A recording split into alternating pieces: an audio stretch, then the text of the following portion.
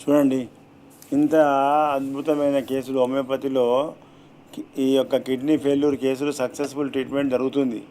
ప్రజలకు ఇంతవరకు హోమియోపతి మీద అవగాహన లేక మరి ఇలాంటి వైద్యం హోమియోపతిలో ఉన్నది. ఈ శక్తివంతమైన మందులు ప్రజలకు అందించాలన్నదే మా లక్ష్యం. డాక్టర్ శామ్యూల్ హనుమాన్ గారు హోమియోపతి వైద్య పితామహుడు. అలోపతి డాక్టర్ అయి ఉండి అలోపతిలో ఎండి ప్రొఫెసర్ ఒక పెద్ద మనిషి. ఎన్నో కష్టాలు ఎన్నో బాధలు అనుభవిస్తూ నిరంతరం ప్రజల కోసం ఆలోచించి ఈ వైద్యం కనిపెట్టిండు.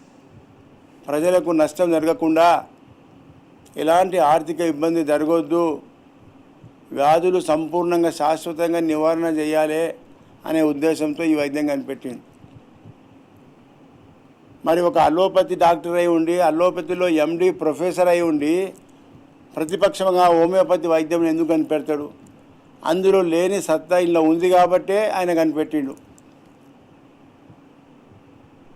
అది ప్రజలకు